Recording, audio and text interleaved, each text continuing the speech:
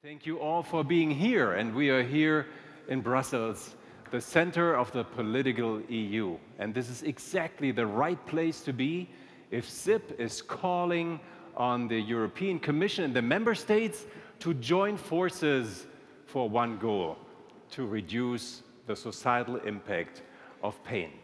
My name is Michael von Fizen. I'll be your anchor man during this symposium.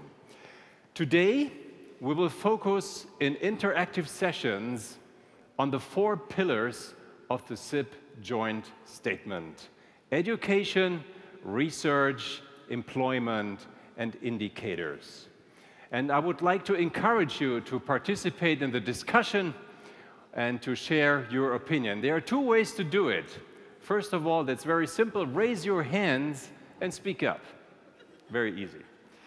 Then we have another cool tool called Swarmworks, and you see these iPads on the table, and you can vote individually or unanimously as a team at your table. How does this work? And let's just give a first example. Maybe we have the first here. What's your level of energy? And you find this question now on the iPads. Sonja, it's not on the iPad? Now you have it. Please, make your vote. Start with the first one. Make your vote. This is my vote. You click on OK, and then you pass it on to the next participant. Please do it now for the next 15 seconds.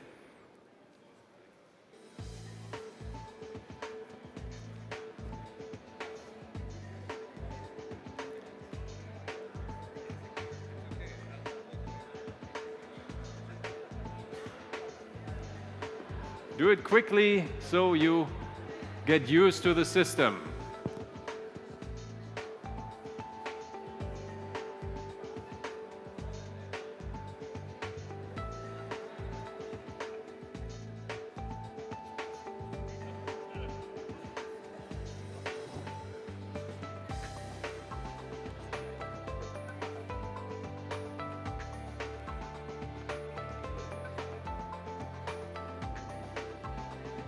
Make your vote, click yes and OK, and pass it on to the next participant.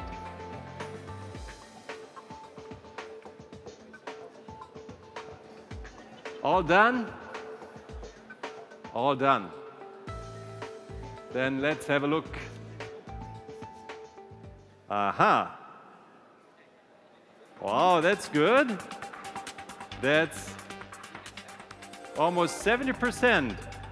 The energy level is pretty good, and it's still changing. But now we can also create a word cloud live here now. And that's our next task. What are your expectations regarding the SIP Symposium? Please put in one word, and then you tap on the pencil, put in the word, and then you pass it on. Do it, please, right now. Pencil, your one word expectation. Tick OK, tick OK. Next one.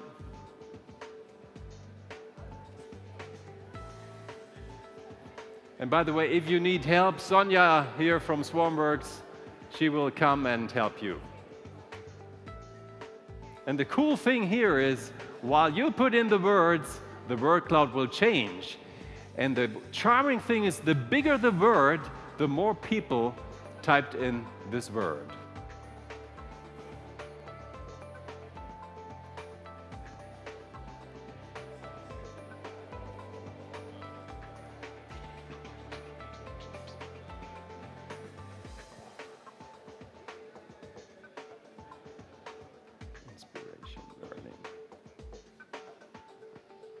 Good. So we see there's a trend. We have inspiration, education, learning, very important within this group, and good ideas. This is what you expect from this SIP Symposium.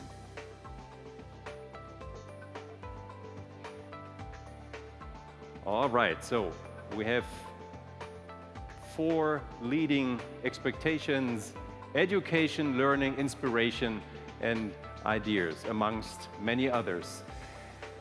Now, I said you can also ask a question or post a comment. How do you do this? And then we turn to the next tool.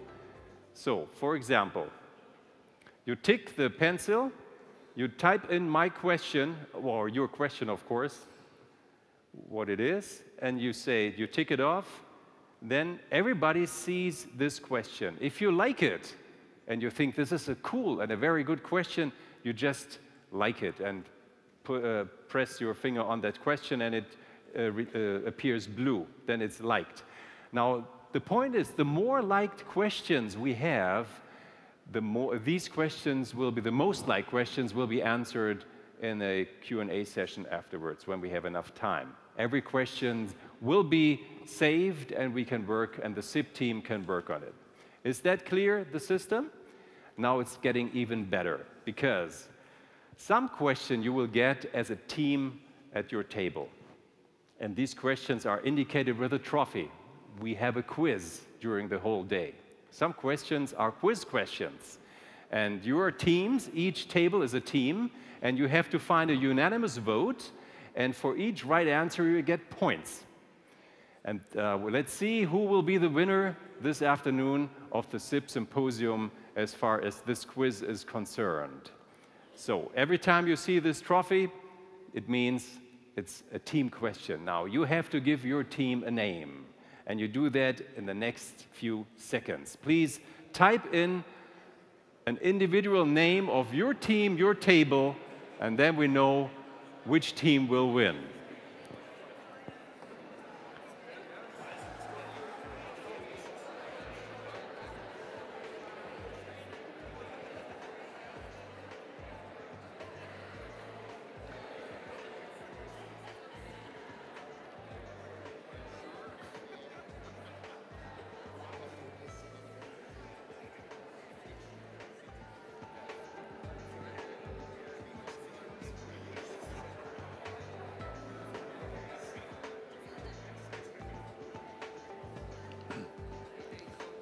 Done?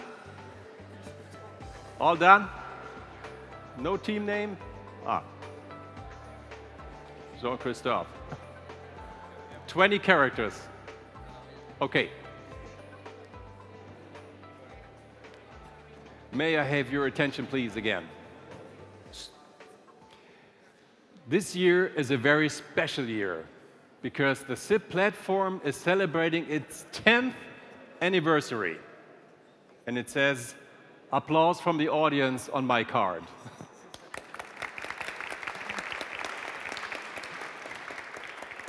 And within these 10 years, SIP moved and achieved a lot. We will hear about the achievements in a few minutes. We will hear more about the achievements in a few minutes.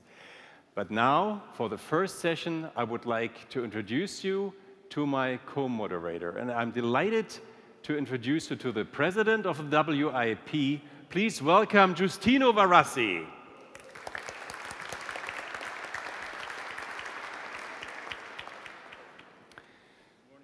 Oh, you need a microphone here. Oh, you can stay here. Giustino, 10 years of SIP. I know you for many more years. Let me ask you a quick question. How was it when you organized the first SIP back in 2009? Was it cumbersome, and what was the driving factor? Why did we start, or did you start that? Long discussion. Good morning, everybody. First of all, it's a real, genuine pleasure to be here with so many friends. Related to your question, it was a genuine and a real big pleasure because it was very exciting. The idea to establish a network with many colleagues and friends all around the world that were interested in pain management at that time and that were discussing the importance of the societal impact of pain were definitely very exciting. And also, we were actually looking after the possibility to have a even wider network.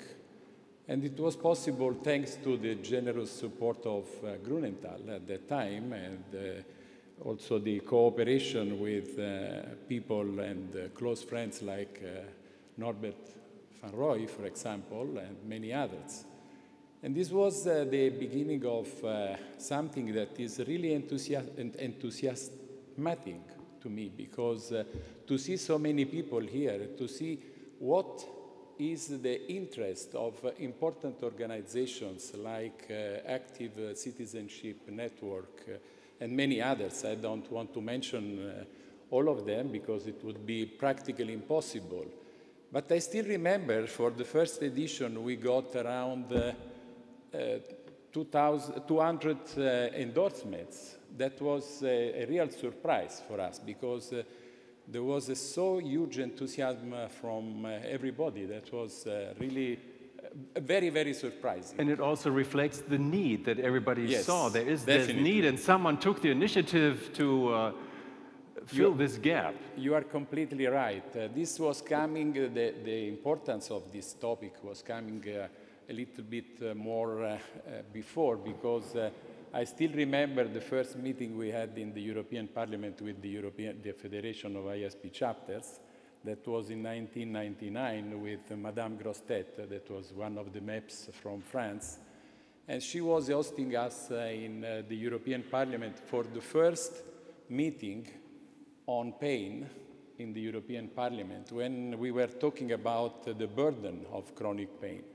And 2 years later, and this is very important because I am very admired of the success that ISP has obtained recently to introduce in the ICD-11 the chronic pain. We started to discuss about this in 2001, again in the European Parliament, again hosted by the Madame Grostet. And this was a very important moment because for the first time, with the document presented by EFIC, chronic pain was defined as a disease in its own right. You can find the link in the website of EFIC. I'm very proud of that because it means that we have obtained something. And it also means with resilience and endurance, we can really move a lot. Also, and first and foremost, for the patients living in chronic pain. Exactly. And it's enthusiastic to see how many people are willing to join this initiative and to work together, because this is the only secret we can have. If we work together, we can obtain much more, no doubt about. So let's go back to the future. And what's the objective of the SIP 2019? Well, the objective is, of course, to implement the initiative that SIP has started last year. This should be implemented much more, and especially the thematic network, and you have just spoken about that. But also there is the importance of strengthening the SIP platform at the national level, which is also very, very important to me, because again, to work together is always more enthusiastic than to be alone and to repeat the same slogan all the time. So it's important, and this cross-pollution is very interesting because you get many cultural inputs and many potentialities, and you increase the knowledge. So to work together again is extremely important and interesting. And there are 4 partners, and I think we should like to invite them on stage and to give their welcome words. Of course, it's the SIP is, as we said, a joint initiative, but at the moment is mainly chaired by 4 groups. And the first one is definitely EFIC, that has started this initiative, and it is my pleasure to invite my friend Bart Morlion, the president of EFIC. From president to president. Yes, and you can please applaud. Just take a seat. Welcome, Bart. And then, then, of course, it's my pleasure to invite Lisa Jutila, the vice president of the Patient Alliance Europe, which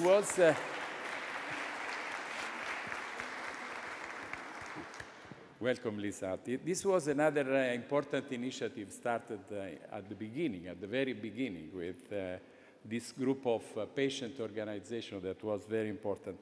And the third, my friend Mariano Votta, which is the director of the Citizenship Network.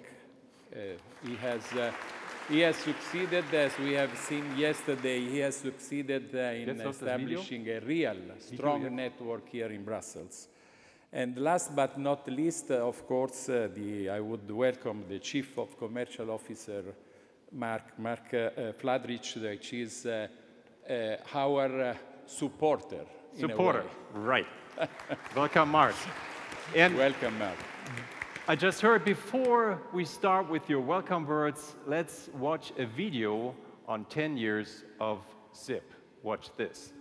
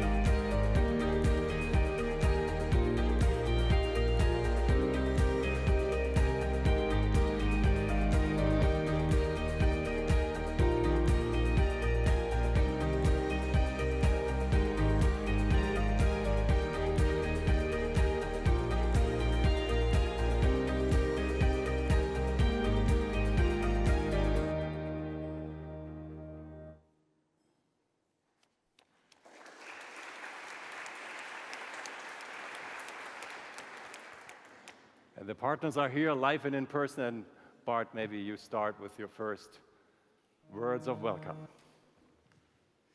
Thank you very much indeed, Justino, for this kind introduction. And so, for those who do not know me, my name is Bart Morlion. I'm the president of the European Pain Federation, EFIC. While Justino started 10 years ago, we changed our name from EFIC to European Pain Federation. I want to stress this, and now it's much clearer. And I want to welcome you also on behalf of the complete executive board of the European Pain Federation and our professional staff, because we really developed a very professional organization. And I want to stress that we really are, you see it behind me on this slide, that we are a platform. We are now in Brussels. Brussels is the capital of Belgium, but also a capital of EU institutions. And united we stand. That's the motto of Belgium. L'union fait la force, Eendracht maakt macht. And that's a very nice example that this has been implemented also in this extremely well organized initiative, the Societal Impact of Pain.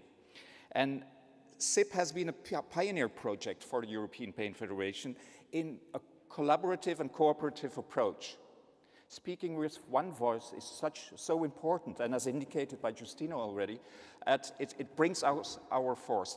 Over 340 endorsing organizations means a lot, and I'm very proud that I see a lot of faces here who were also present 10 years ago when we had our first meeting in Brussels. And personally, I'm also very proud that I could be part of this from the beginning, in another role, but growing into this role. And therefore, we need to thank, as a federation, also our past presidents who really put their shoulders under this project in the further collaboration with all our partners, Giustino Farassi, Hans Kress, Chris Wells, and I'm very sure that also the president-elect of the European Pain Federation, Brona Fallon, will also put her shoulders on continuation of this project. And by the way, we are really an organization on the move, because I'm very proud that for the first time we will have a lady president in the European Pain Federation after so many men. And it's also it's really an honor that we also will have a non-physician leading the European Pain Federation, reflecting also the multi-professional character of our organization. The proof is in the pudding. 10 years continuity is the proof of its strength and impact. And it proves the strong coherence within the group of stakeholders. And I really want to thank the collaboration with Pain Alliance Europe, Active Citizenship Network, and of course also the very generous support of Grunenthal making this possible. And over the 10 years, of course, one of the figures which was, who was always present with a little gap in Austria, but that was Norbert van Rooij. And so speaking with one voice is our strength. Moreover, this endorsement, 340 and still new organizations are joining our initiatives. During the first 8 years of the initiatives, it was really focused on a European perspective. And we addressed and we had many visits, and at a certain stage I was very intensively involved also in these many visits to policymakers, to MEPs, to people from the council, from the commission, and so on and so forth. But at a certain stage it was important to translate this on a national level, because you know that healthcare is something which is organized on a national level and not on an EU level. So the hooks we found to get influence also in the policy making on a European level needed to be reflected on a national level. And I'm very proud that in 2017 we could actually start with the national initiatives. And during this Jubilee Day, you will hear and you can find posters of all these national initiatives, because translating this into real-world policy which makes a difference for the patients, in our structure within Europe, we need to head also to the nationals, the membership states. And that doesn't mean that we want to restrain our efforts toward EU member countries. Of course, the European Pain Federation represents 37 countries, which is far more than the 28/27 EU is having now. During the sessions, many people from the national SIP initiatives will share their experiences. And meanwhile, we stayed active on a European level, because it's important that these efforts continued. And so the Malta meeting was a very important meeting, because it really gave a U-turn into the strength of our actions. And it led also, and you will hear more about this, to the SIP joint statement on the EU health care platform. And this was, there was input for many organizations, many people collaborated with the stakeholders, and over 100 organizations endorsed this. So while we can be proud of the achievements today, the need for political support is further needed. So it doesn't stop here after 10 years. The next decade of pain policies need to adapt to changing health systems and the way that we live our lives. And that's a nice bridge to that we also should think about other initiatives. And for instance, with the European Pain Federation, we really are turning our advocacy work on a professional level towards giving more attention to the prevention of pain. Of course, it's not only about treating, managing, and also the healthcare systems for patients with chronic pain, we also have the duty to think about how can we prevent the increasing numbers of chronic pain patients. And one of the examples is on the MOVE campaign, and you will find some leaflets outside. We want to stress physical activity and movement in the primary and secondary, but also even in the tertiary prevention of healthcare. So from my part, I will not be cross with you if you stand up, have a walk, and then stretch your legs, because this is not a very good example for being on the move, sitting here for a whole day. There will be breaks, there will be a long lunch pause, and this will give you the opportunity to stretch your legs. So I thank you very much for your attention, and I want to hand over, wish you a very good and constructive and learning environment during this day here in Brussels. I hope that you will get home. I learned that Lufthansa is striking, so no flights with Lufthansa from Brussels today. But you can enjoy then Brussels for another 2 days. Thank you very much indeed. Thank you.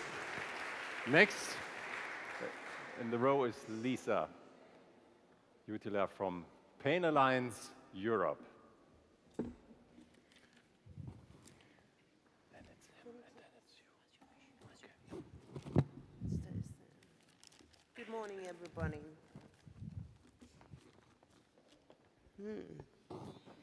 Since 2011, associations, now members of Pain Alliance, have been active within SIP. Pain Alliance President Joop gave first presentation at the SIP Symposium of 2011 in the European Parliament. From the beginning, Pain Alliance have been involved in the SIP meetings one way or another. We always felt that our presence has added value. So did the SIP partners when we become a cooperating partner. Of course, all the parties have their own agenda and decide on their own priorities. However, there was never a point of discussion whether SIP was something that Pain Alliance should team up. Yes. The focus area was very clear, on the same line with Pain Alliance mission, improving the quality of life with people living with chronic pain in Europe, being a voice of people with chronic pain. During the years, as partners has grown, we have grown, EFIC has grown, and ACN, of course. We have learned how to respect each other. We have learned from each other. We have learned focus the ultimate goal, ensure that people with pain, chronic pain, can get the support they need to live their life according to their wishes and their possibilities. We also learned that we can't reach the goal overnight. It takes time. It takes a lot of effort, a lot of patience, a lot of email traffic, a lot of phone calls, a lot of visits. We have to deal with disappointments, with ignorance, with restrictions, with stigmatized approaches. And of course, it takes a lot of energy and willpower. But it paid off as we had results. We are still making progress. In the course of today, you will hear more about that. We keep working to reach the ultimate goal. From the future, consult my crystal ball, I see a platform that has grown in endorsers, grown in supporters, grown in having influence of health, social and economic politics. I also foresee that we will have developed a European-wide accepted indications for limitations that come with chronic pain. Not only because this is something we wished for, but there is a health and economic reason for this. There is a social reason for this. There is an employment reason for this. There is a research reason for this.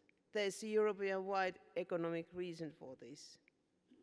In the far, far future, I see that ultimately the SIP platform will have done its work in a remarkable way. ensuring that everyone with chronic pain has the possibility to receive in accessible, affordable way any kind of support, help him or her to overcome chronic pain, or to manage it in such a way that it is able to have a meaningful life.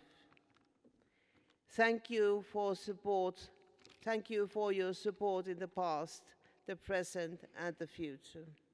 Thank you for allowing me to be a small part of this wonderful platform. Have a great symposium. Very much. Lisa, Jutila, and let's turn to the next speaker. Put your hands together for Mark Fladrich, CCO from Grünenthal.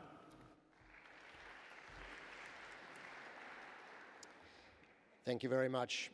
As Michael has introduced me, I'm Mark Fladrich, Chief Commercial Officer with Grünenthal. I've been with the company for just over 2 years, and this is really a great privilege to be here to celebrate 10 years of SIP. Grünenthal, as you know, is a global leader in pain management and related diseases. As a science-based, privately owned pharmaceutical company, we have a long track record of delivering innovative treatments and state-of-the-art technologies to patients worldwide. Our purpose is to change life for the better. Innovation is our passion. We are focusing all of our activities and efforts on moving towards a world free of pain. 10 years of SIP is an achievement really to celebrate. The SIP platform is an outstanding initiative where patient representatives, healthcare professionals, politicians, insurance companies, health authorities, regulators, and budget holders work together in a structured way. Indeed, it would be very difficult to look back and reflect of where pain management would be in Europe without SIP over the last 10 years. The progress that's been made in raising awareness, changing policies, helping better disease diagnosis and better treatment across Europe's member states is incredibly impressive. The SIP joint statement, developed last year under the auspices of the European Commission, offers a great opportunity for European Union member states to ensure effective action in the future by implementing the policy recommendations related to health quality indicators, research, employment, and education. It's also very encouraging to see that the ICD-11 initiative from the World Health Organization also captures chronic pain in 11 new indications, which will really help properly diagnose, document, and monitor the management of pain patients when the ICD-11 is executed over the next few years. On behalf of Grünenthal, I'd also like to thank everyone who's been involved in preparations for this exciting event, particularly our partners, the European Pain Federation, Pain Alliance Europe, Active Citizen Network, as well as many supporting and endorsing organisations. But most of all, I'd like to thank all of the participants in the SIP platform's activities for your effort and dedication in addressing the societal impact of pain. Thank you. Thank you, Mark. And now, please welcome again Mariano Vota from Active Citizenship Network. Good morning and welcome also from my side. Thanks, Giustino, for the nice introduction. It is probably its 5th participation of Cittadinanza Attiva Active Citizenship Network in the SIP Symposium. As you probably know, our commitment in the area of pain is strictly linked with one of the principles stated in the European Charter on Patient Rights, that is a milestone to advocate on health issues at European national level based on the Charter of Fundamental Rights of the European Union. It was drafted in 2002 by Active Citizenship Network together with many associations. Even if no one of us were only focused on pain, the high sensitive about the respect of the person allowed us to state, among the others, the patient right to avoid unnecessary suffering and pain as follows. Each individual has the right to avoid as much suffering and pain as possible in each phase of his or her illness. Over the years, altogether, we are contributing to enrich the constituency of the advocacy groups across Europe active on the topic. And today, it's really a pleasure to see in the panel of this annual symposium some advocacy group that 18 years ago were not still born or not involved at all in the area of pain. Altogether, we have also contributed to increase the commitment of the European institutions on the issues. According to me, the last European Council, Parliament and Commission has been probably the institutions that, in the history of the European Union, have shown with facts to be more attentive to the needs of the European citizen suffering from chronic pain. And this attention represents an important heritage for the new European institutions that are called to give continuity and hopefully to improve on what their predecessors have done. Without any doubt, much of what has been achieved is due to the great work done with transparency and respect of the institutions by the societal impact of pain. According to me, the decision taken years ago to officially involve patients and citizens in the process represented the sliding doors of the development of SIP. As always, expectations are increased with respect to any successful initiative, as this is. After achieving a goal, there are many others to be achieved, and about it we will talk today. For sure, is still valid the message underlined during the Italian presidency of the Council of the European Union in 2014. It is of fundamental importance to guarantee access to pain therapy, to reduce the existing inequalities in healthcare between regions and member states of the European Union in the area of equal rights to health. The wish that I addressed to the SIP on the eve of this 10th birthday is to continue with renewed enthusiasm in its commitment that led the founders, Grunenthal and Efik, to establish it in 2009. A commitment that can be translated as working towards the respect and patient right to avoid pain. A commitment that recognizes the key role of the civic society as a whole, totally in line with the message widespread in occasion of the informal Council of the European Health Ministry in 2014. It's important to remember, we can read it in the official document, the contribution of non-profit associations toward the development of and growth of palliative culture and the promotion of initiatives to strengthen and support civic organizations in their work to help patients suffering from pain and patients requiring palliative care. It's vital that patients are aware of their rights and able to make informed choices. I wish you a fruitful symposium. Bye.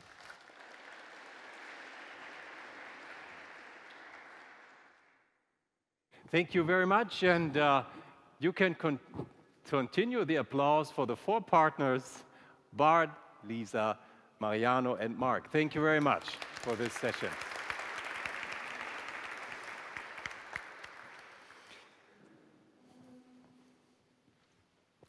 Let's turn to the next session.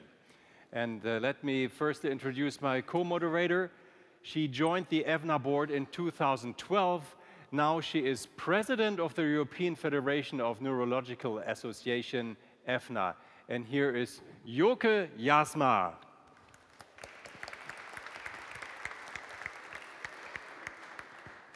Welcome, Joke. Oh, you need a microphone, or you can also take a handheld if you want. This one, the red one.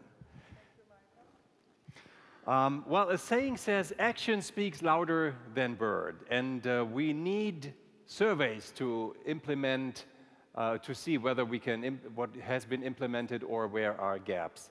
I have a first question for you now, before we start the session. It will work. First question, can we have the first question, please? How many national or regional action plans against pain have been launched. And this is a group response, so you have to find the right answer. And this is the first quiz question, by the way. And 40% was right. So here are the first points go to the groups or the teams which typed in 40%.